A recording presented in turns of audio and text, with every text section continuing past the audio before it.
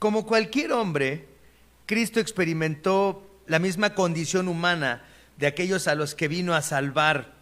Y experimentó esto de muchas maneras, ¿están de acuerdo? Cristo experimentó esta condición humana que lo hace semejante a aquellos a los que Él iba a salvar de muchas maneras. Tuvo sed, lloró, se cansó, tuvo miedo, pero sobre todo experimentó el hecho de ser despreciado y rechazado. Esta es una característica inescapable de vivir en un mundo roto, en un mundo quebrantado donde despreciamos y rechazamos a otros.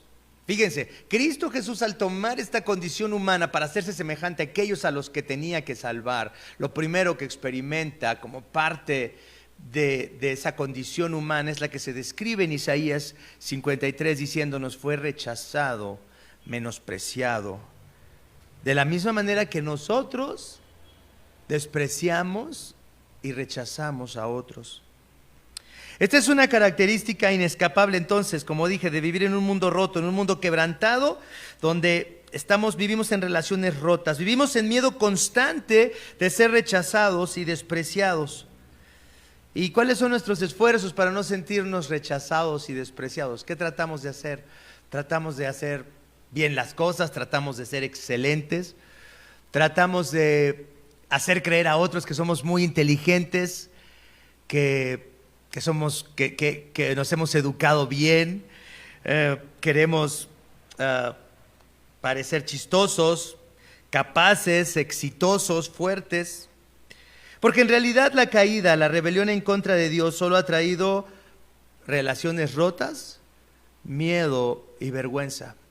Y Cristo, al hacerse hombre, al experimentar esa naturaleza humana que lo hace igual, que lo hace semejante a aquellos a los que Él iba a salvar, experimenta todas estas cosas. Cristo toma entonces la naturaleza humana, la misma naturaleza humana que tú y que yo. Fue un hombre en todo sentido menos en pecado. Y aún siendo perfecto en santidad, no fue estimado por las personas que lo conocían. Todos, fíjense, todos en la vida queremos ser apreciados. Todos en la vida queremos ser estimados, valorados. Todos queremos ser vistos por las personas que amamos. ¿Están de acuerdo? Pero si pensamos en Cristo, lo primero que se nos dice en Isaías 53 es: fue despreciado, no lo estimamos. Y cuando tú piensas en lo que tú quieres como un ser humano caído, lo primero que quieres es ser estimado, es ser apreciado. Hay una canción muy famosa que se llama Creep, y creo que refleja muy bien la desesperación de no ser amados por personas que queremos que nos amen. Y dice esta estrofa, dice: no me importa si duele, quiero tener control. Quiero un cuerpo perfecto, quiero un alma perfecta. Quiero que notes cuando no estoy. Tú eres tan especial, pero yo soy extraño, raro. No sé qué hago aquí, no pertenezco aquí. Esta es la condición humana, que experimentamos nosotros. Nosotros rechazamos a otros, nosotros despreciamos a otros, pero otros nos rechazan, otros nos desprecian y anhelamos profundamente no ser rechazados y despreciados. Pero Cristo experimentó ese desprecio al ser un hombre. Lo primero que experimentó cuando Él tomó la forma de aquellos a los que iba a salvar fue esto: ser rechazado, ser una persona no estimada.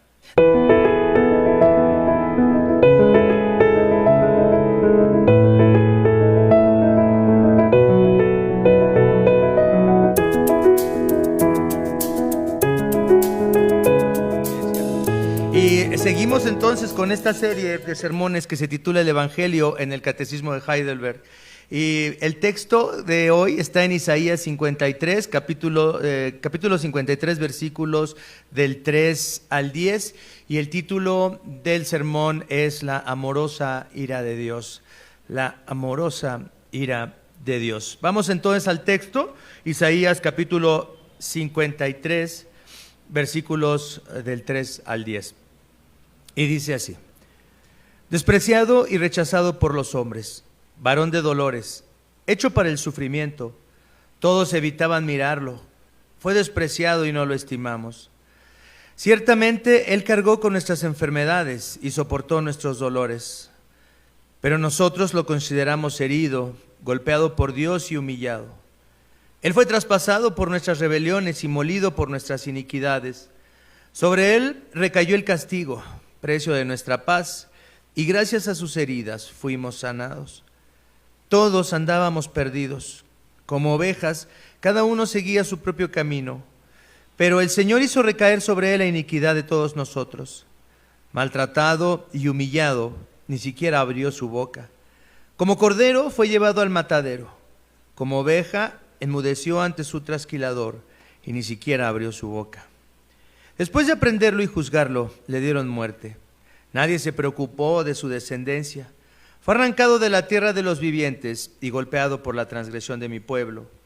Se le asignó un sepulcro con los malvados y murió entre los malhechores, aunque nunca cometió violencia ni hubo engaño en su boca. Pero el Señor quiso quebrantarlo y hacerlo sufrir. Y como Él ofreció su vida en expiación, verá su descendencia y prolongará sus días y llevará a cabo la voluntad del Señor. Esta es la palabra del Señor y hoy continuamos con nuestra reflexión bíblica basados en el Catecismo de Heidelberg y vamos a cubrir en esta semana 6, esta es ya la sexta semana de nuestra serie de sermones, y vamos a cubrir las preguntas de la 16 a la 19. Y dice la pregunta 16: ¿por qué el mediador debe ser verdadero hombre y perfectamente justo? La respuesta es, porque la justicia de Dios exige que la misma naturaleza humana que pecó pague por el pecado. El hombre que es pecador no puede pagar por otros. Y pensando en la respuesta que da el catecismo y viendo el texto de Isaías 53, pienso en este versículo 3 de Isaías 53, despreciado y rechazado por los hombres, varón de dolores, hecho para el sufrimiento, todos evitaban mirarlo, fue despreciado y no lo estimamos. Y pensando en esto, en la descripción del siervo del Señor en Isaías 53, y pensando en la respuesta del catecismo que dice que Dios exige que la misma naturaleza humana que pecó pague por el pecado, dice, el hombre que es pecador no puede pagar por otros. Como cualquier hombre, Cristo experimentó la misma condición humana de aquellos a los que vino a salvar. Y experimentó esto de muchas maneras, ¿están de acuerdo? Cristo experimentó esta condición humana que lo hace semejante a aquellos a los que Él iba a salvar de muchas maneras.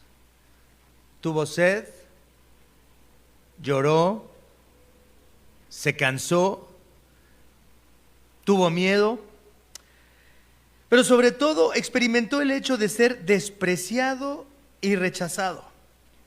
Esta es una característica inescapable de vivir en un mundo roto, en un mundo quebrantado donde despreciamos y rechazamos a otros. Fíjense, Cristo Jesús, al tomar esta condición humana para hacerse semejante a aquellos a los que tenía que salvar, lo primero que experimenta como parte de esa condición humana es la que se describe en Isaías 53 diciéndonos: fue rechazado, menospreciado. De la misma manera que nosotros despreciamos y rechazamos a otros. Esta es una característica inescapable entonces, como dije, de vivir en un mundo roto, en un mundo quebrantado, donde vivimos en relaciones rotas, vivimos en miedo constante de ser rechazados y despreciados. ¿Y cuáles son nuestros esfuerzos para no sentirnos rechazados y despreciados? ¿Qué tratamos de hacer?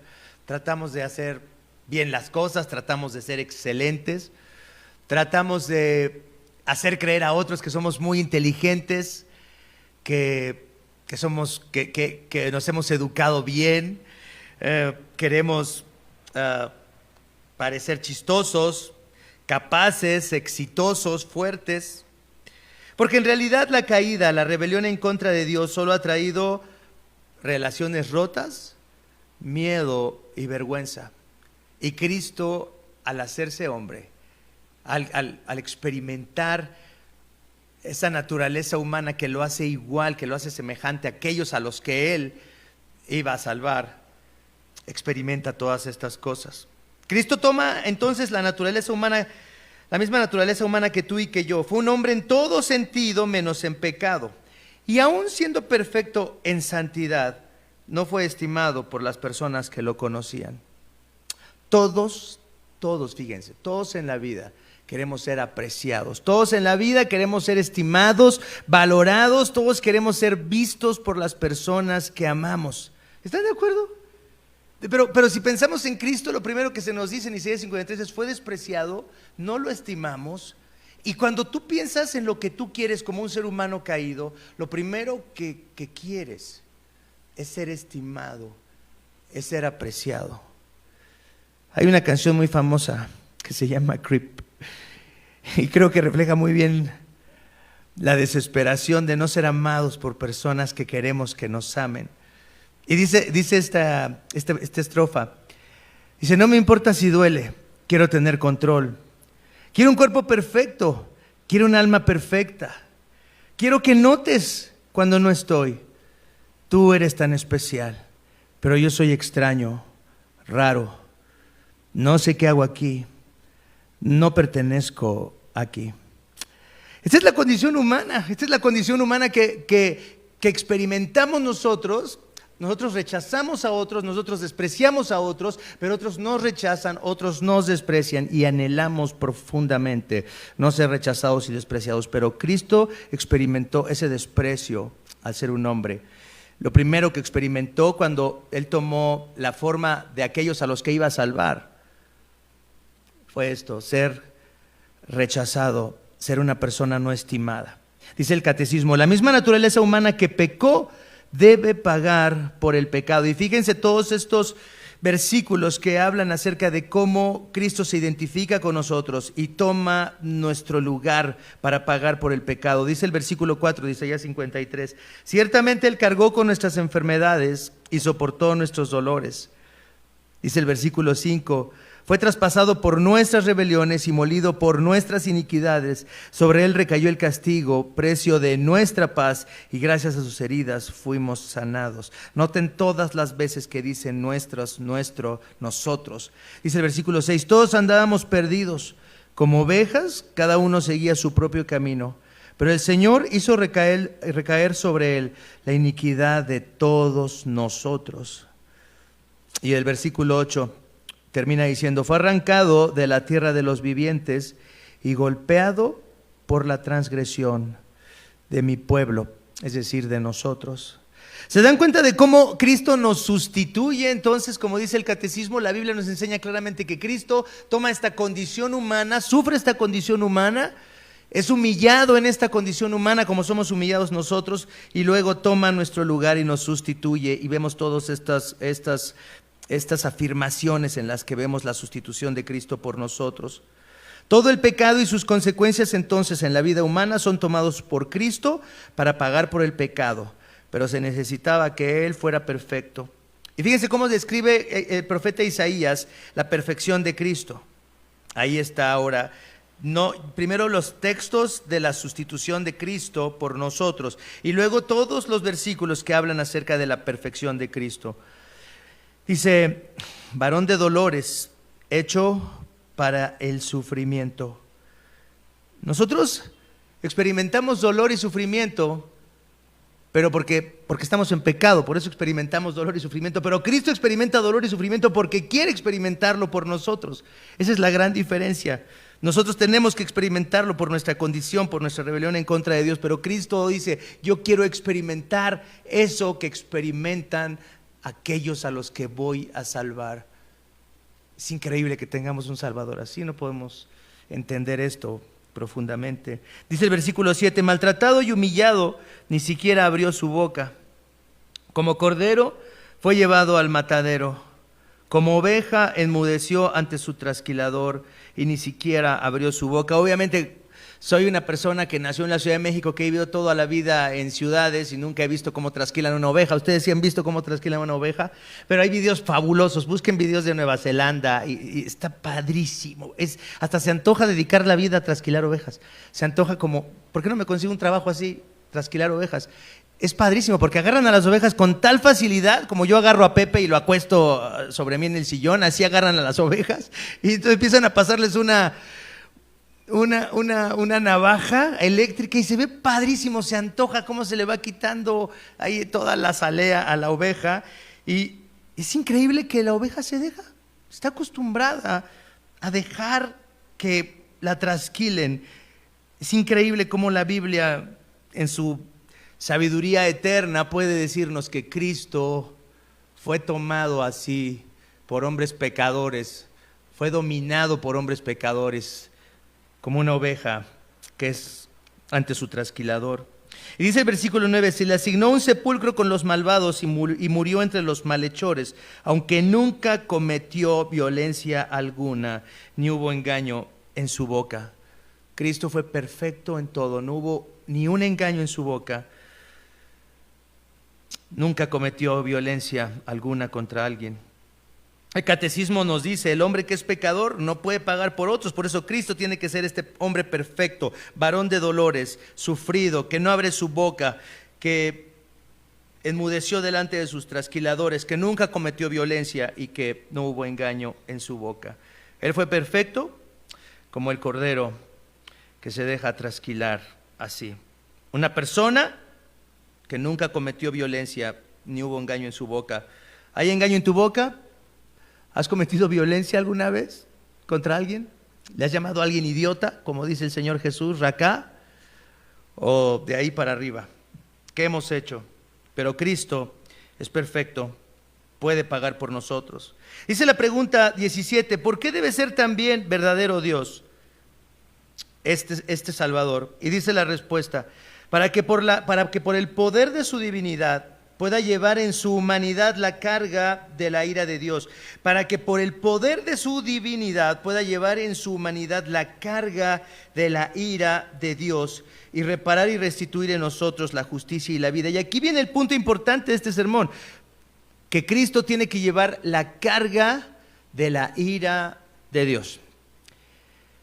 En esta pregunta se establece un concepto teológico muy profundo. Fíjense lo que dice este comentarista. Si el pecado es todo acto cometido contra la santidad eterna de Dios, entonces, ¿quién puede pagar una falta infinita? ¿Quién puede pagar una falta infinita?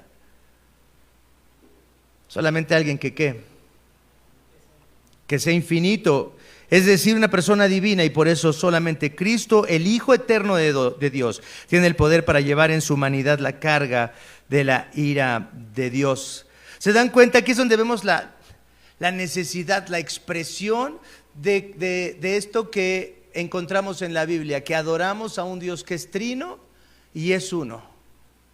Y cómo aquí el Hijo eterno de Dios, o sea, no puede ser una criatura, como dicen algunos, hasta personas, hasta grupos que se llaman cristianos, en los que niegan que Cristo es el Hijo eterno de Dios, que Cristo es exactamente, como dice el credo de Atanasio, igual que el Padre en gloria, solamente menor al Padre en cuanto a su humanidad. Para pagar una falta infinita, hace falta que alguien infinito pueda cubrir esa falta, y ahí está Cristo. Calvino, en su Institución de la Religión Cristiana, dice sobre esto, está precioso lo que dice Calvino sobre esto, sobre esta necesidad de que Dios mismo pague el pecado de nosotros. Dice, solo el que era la vida podía triunfar sobre la muerte. Solo el que era la justicia misma podría triunfar sobre el pecado. El poder divino sobre los poderes del mundo. Asimismo, fue muy necesario que aquel que había de ser nuestro Redentor fuese verdadero Dios y verdadero hombre, porque había de vencer a la muerte. ¿Quién podrá hacer esto sino la vida misma? Ella tenía que vencer el pecado. ¿Quién podía lograrlo sino la justicia misma? Había que destruir las potestades del mundo y del aire. ¿Quién lo conseguiría sino un poder mucho más fuerte que el mundo y que el aire? ¿Y dónde residen la vida, la justicia, el mando y señorío del cielo, sino solo en Dios? Por eso Dios, en su clemencia, se hizo redentor nuestro en la persona de su Hijo unigénito, cuando quiso redimirnos.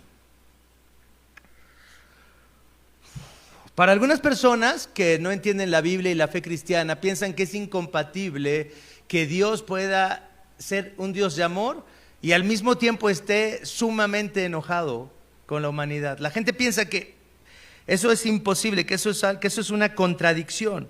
Pero realmente si pensamos profundamente, la ira de Dios es la manifestación más grande de que Dios nos ama. Fíjense lo que estoy diciendo. La ira de Dios, el hecho de que Dios esté enojado con la humanidad, nos manifiesta de manera patente, de una manera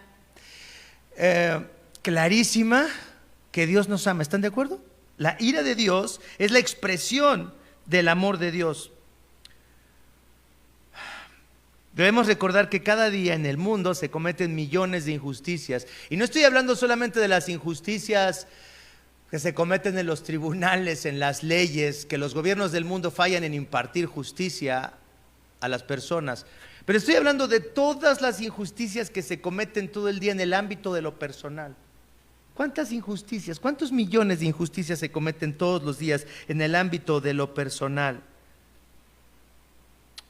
¿Cuántas injusticias se cometen en cada falta de agradecimiento a Dios por su bondad?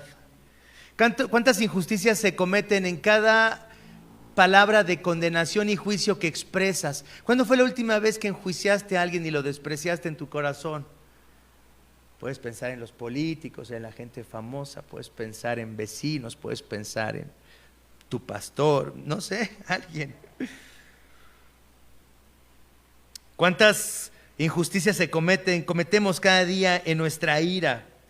En cada mentira y forma de autojustificarnos, en cada pensamiento de desprecio hacia otros, en cada adulterio, en cada sentimiento de envidia, en cada acto de codicia y en cada falta a la honra de nuestros padres. Se nos olvida eso, así como que pensamos, yo nunca he deshonrado a mis padres, ¿que no?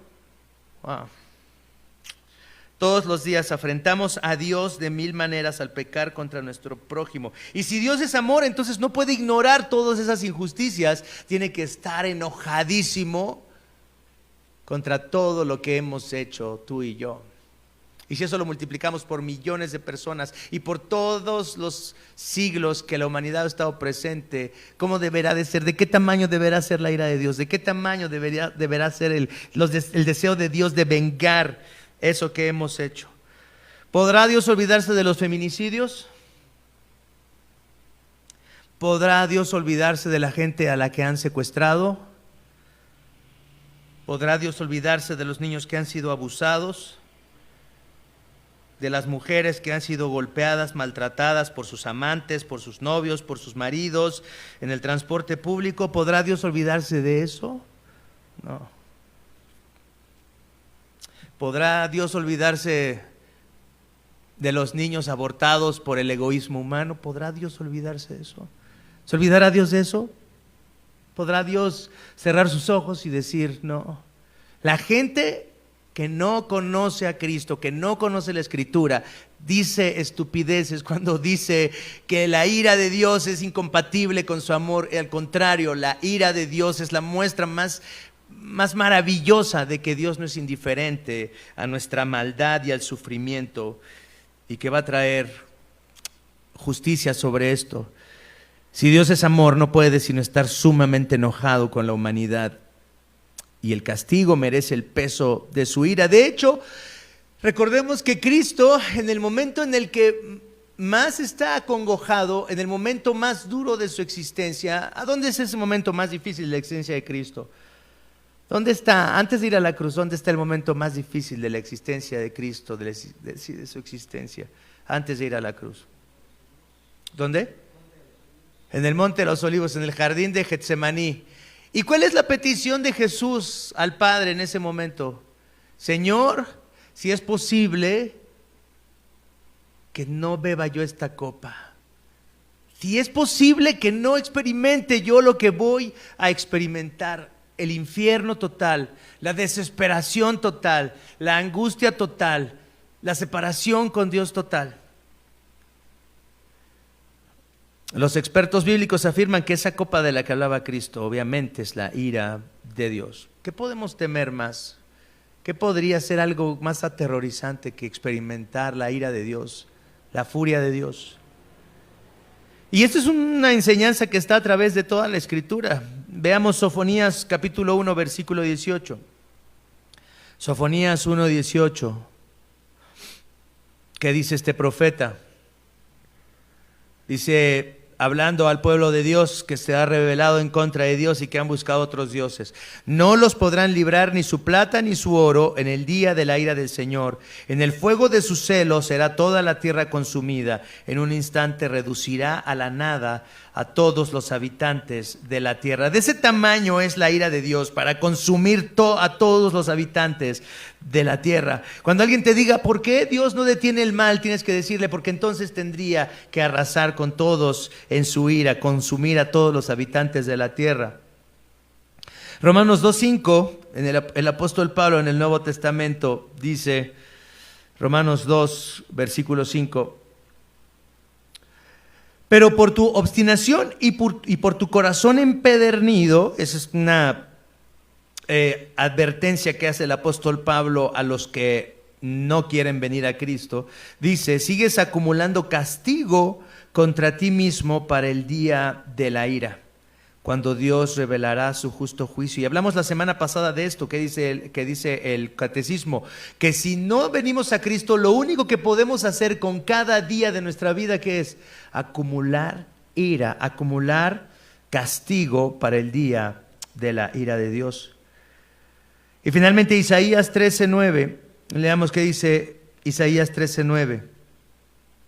Dice, miren, ya viene el día del Señor, día cruel, de furor y ardiente ira, convertirá en desolación la tierra y exterminará de ella. ¿Quiénes? A los pecadores. ¿Quiénes son los pecadores? Los que están ahí en la calle, ¿verdad, Rodrigo? No, o sea, nosotros estamos cantando alabanzas al Señor, leemos la palabra de Dios. Yo soy pastor, yo no podría ser pecador. ¿Están de acuerdo? Digan amén, hermanos. ¿Qué cosa? El día que exterminará a todos los pecadores, a todos, a ti y a mí. Eso es lo que merecemos, la ira de Dios. Día cruel, de furor y ardiente ira, que convertirá en desolación la tierra y exterminará a todos nosotros. Pero eso es lo precioso de la fe cristiana, que tenemos a Cristo que tomó el lugar en la cruz, y entonces ahí Dios derramó toda la ira por el pecado.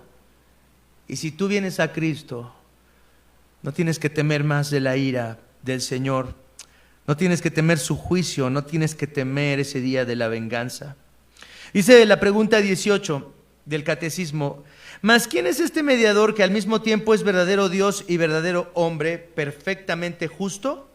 La respuesta es nuestro Señor Jesucristo, el cual nos ha sido hecho por Dios sabiduría y justicia, satisfacción y perfecta redención. Fíjense, cuando leí esta pregunta, ¿quién es este mediador que al mismo tiempo es verdadero Dios y verdadero hombre, perfectamente justo? Me pareció como que la pregunta era así como, no sé, como para utilizarla si estás dándole clase a unos niños chiquitos, ¿no? A ver, niños, ¿y quién será, no? Así como, ¿y quién será este hombre perfecto, capaz de llevar nuestro pecado, que nunca cometió pecado, que nunca abrió su boca, perfecto, que nos ama? ¿Quién será, niños? ¿No? Así parece como ingenua, tonta, condescendiente, pero no lo es. Porque tenemos que entender que hay millones de personas que cuando leen Isaías 53, como millones de judíos que conocen el Antiguo Testamento mejor que nosotros, y cuando llegan a Isaías 53, lo único que pueden hacer es rechazar que Isaías 53 está hablando acerca de Cristo. Entonces la pregunta puede parecer tonta, condescendiente, ingenua, y te quiero decir que no lo es, porque hay muchas personas que aún leyendo Isaías 53 dicen, no sé quién sea este. Niegan que Cristo sea el personaje del cual habla el profeta.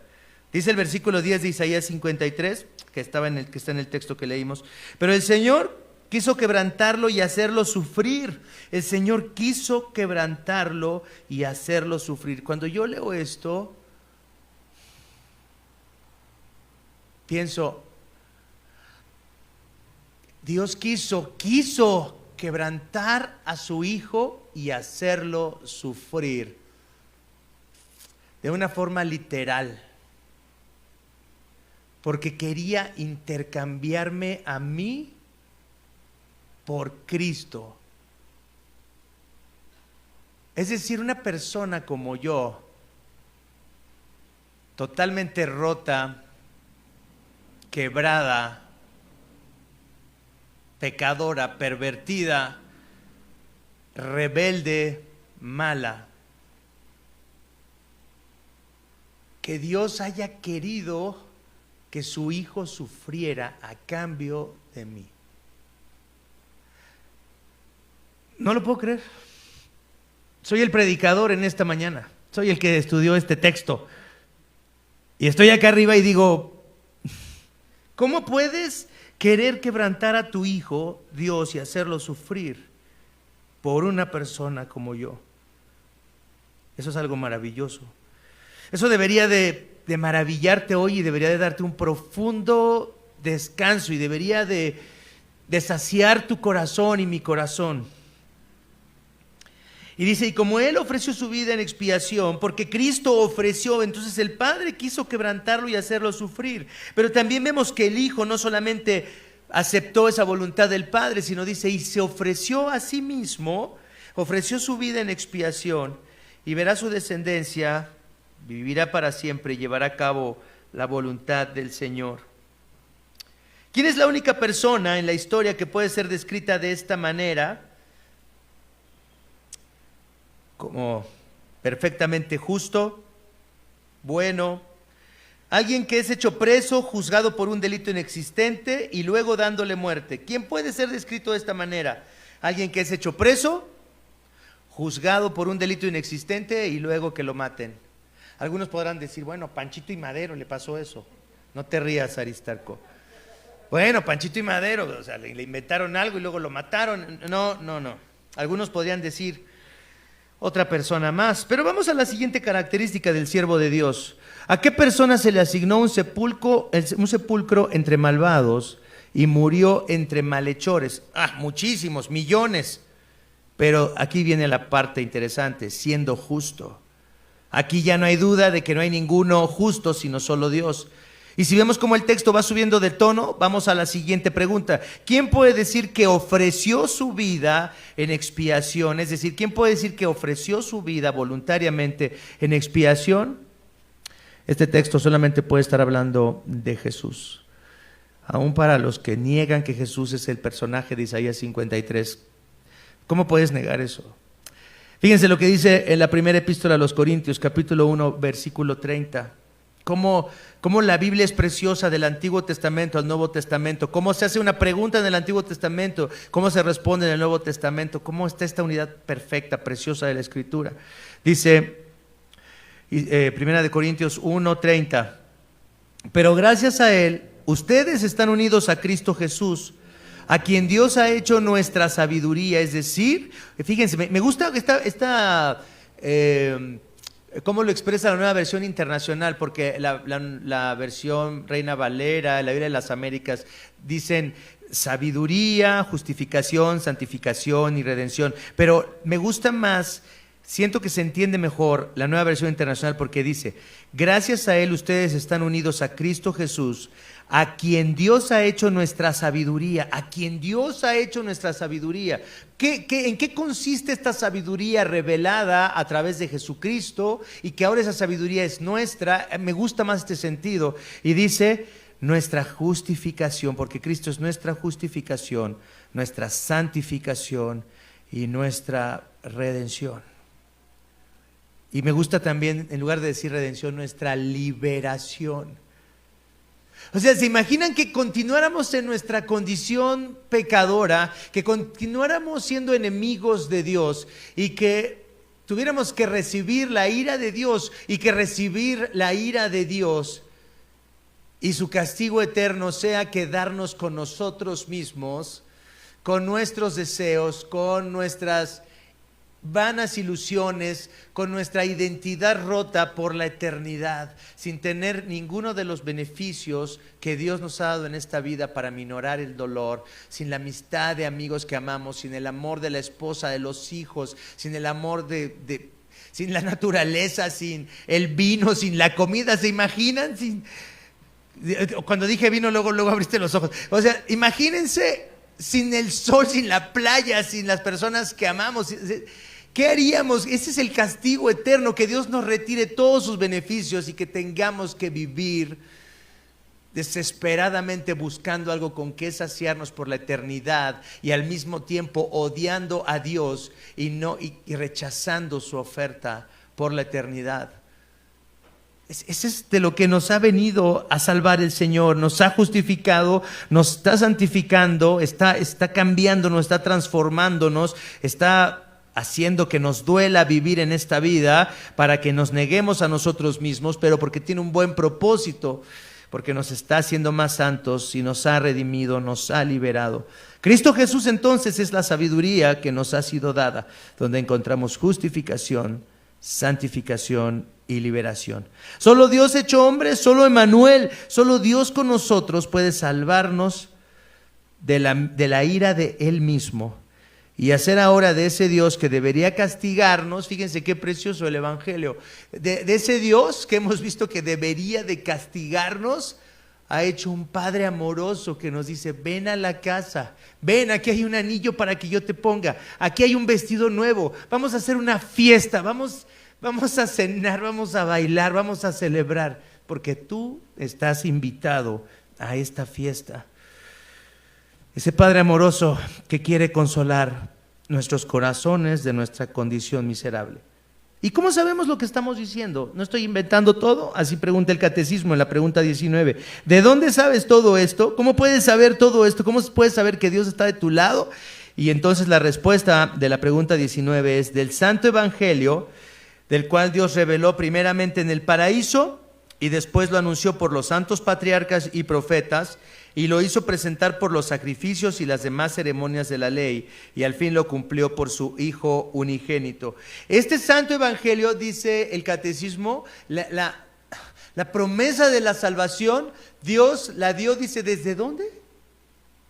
Desde el paraíso, y luego por medio de los patriarcas, y luego por medio de los profetas, y luego por la ley del Señor, en donde dice, lo hizo representar. Este evangelio estaba representado por los sacrificios y las demás ceremonias de la ley, pero al fin se cumplió todo esto por su Hijo unigénito. Vamos a ver estos pasajes. Vamos a hablar de esta revelación orgánica del plan de la salvación, de cómo Cristo estaba anunciado desde el Génesis hasta el Nuevo Testamento, cuando se cumplen todas estas promesas. Dice Génesis 3:15, en esto que conocen muchas personas como el protoevangelio: pondré enemistad entre tú y la mujer, y entre tu simiente y la de ella. Su simiente te aplastará la cabeza, pero tú le morderás el talón. Cuando el Señor está maldiciendo a la serpiente, cuando le está diciendo a la serpiente: mira lo que conseguiste, Adán y Eva quieren irse lejos de mí. No están arrepentidos, no me están pidiendo perdón. Están fascinados con ser dioses ellos mismos. Pero te voy a decir algo, serpiente: de la simiente de la mujer va a venir alguien que te va a aplastar la cabeza. Sí, tú vas a causar mucho daño. Esto va a ser catastrófico, esto va a ser horrible. Tú vas a morder en el talón. O sea, yo no imagino lo que es ser que una víbora te muerde en el talón sin zapatos. O sea, no me imagino. Si la mordida de tu gatita o de tu hámster te duele, de tu cuyo, esa gente que tiene cuyos, ¿verdad? Qué rara es, pero bueno. Imagínate una mordida en el talón de una serpiente. Y dice, pero de la simiente de la mujer, lo que tú esperabas que ocurriera no va a pasar, porque de la simiente de la mujer va a venir alguien que te va a aplastar. No va a pasar lo que tú quieres, serpiente. ¿Y quién era esa simiente de la mujer sino Cristo? En Génesis 12:3, cuando el Señor está llamando a Abraham y le dice: vete de tu casa y de tu parentela y voy a hacer de ti una gran nación. Deja todo esto, deja todo lo que tienes aquí y sígueme. Y el versículo 3 dice, de Génesis 12:3, dice: bendeciré a los que te bendigan y maldeciré a los que te maldigan. Por medio de ti serán bendecidas todas las familias de la tierra. Aquí está la familia Monroy, bendecida por Dios. Las familias García, que son demasiado numerosas, bendecidas por Dios.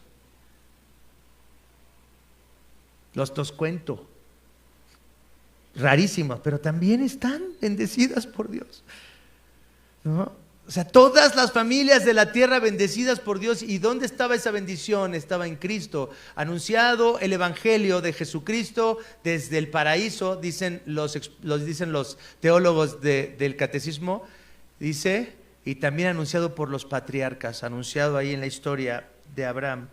Y Génesis 49:10,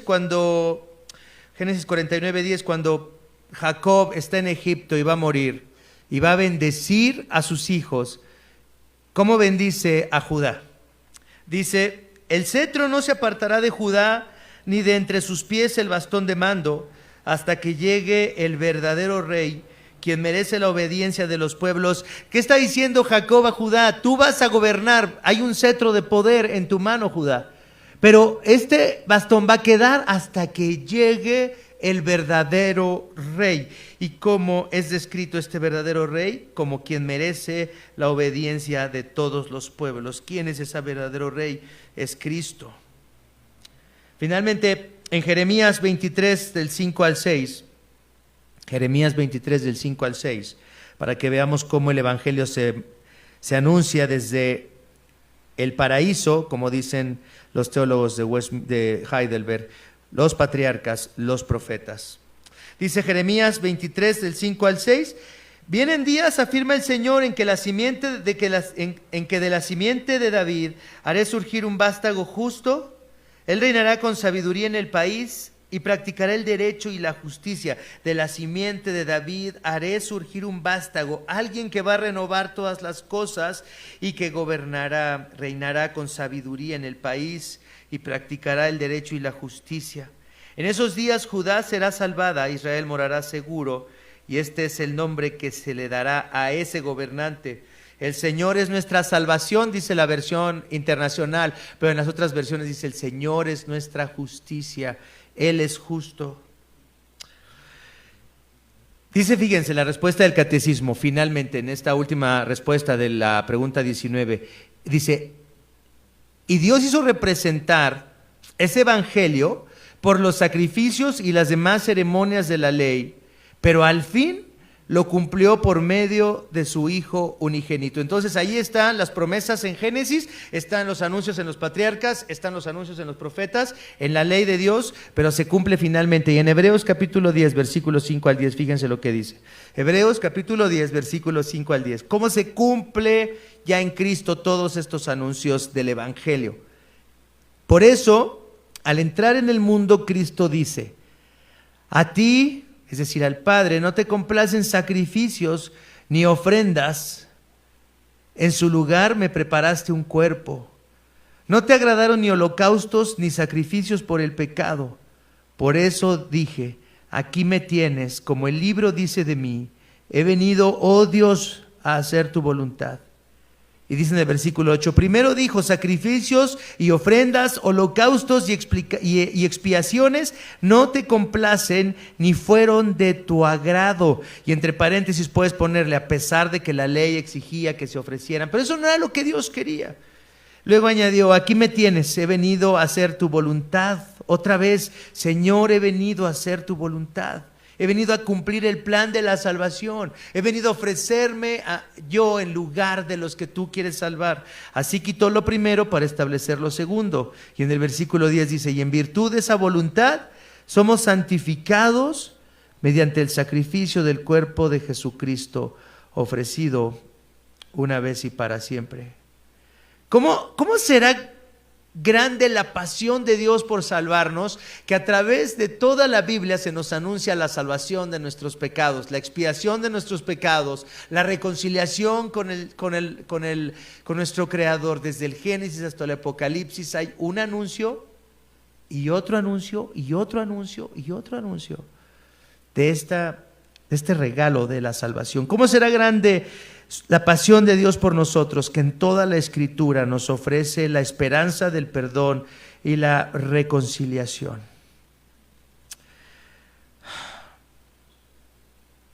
Hoy quisiera que después de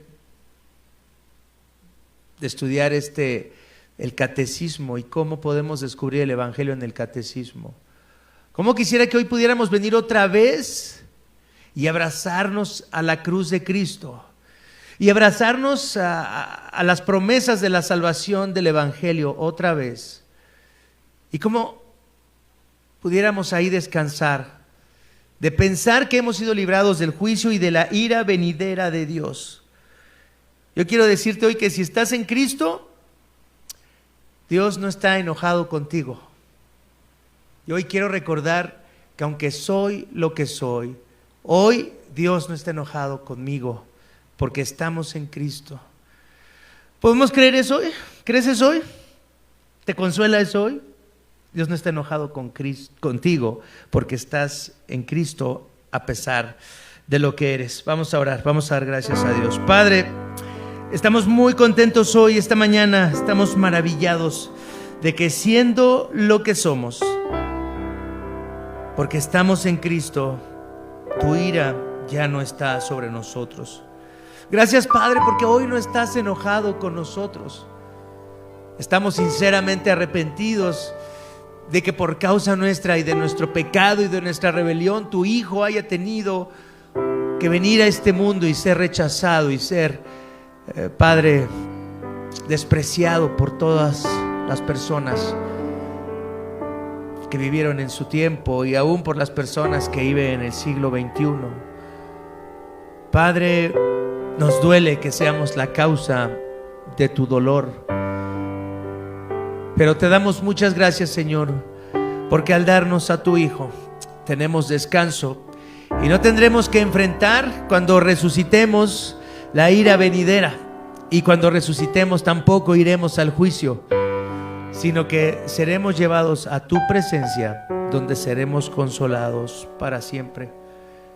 Señor, cómo anhelamos ese día, que no tarde mucho en llegar ese día donde seamos consolados. Ven, Señor Jesús, manifiéstate en nuestras vidas.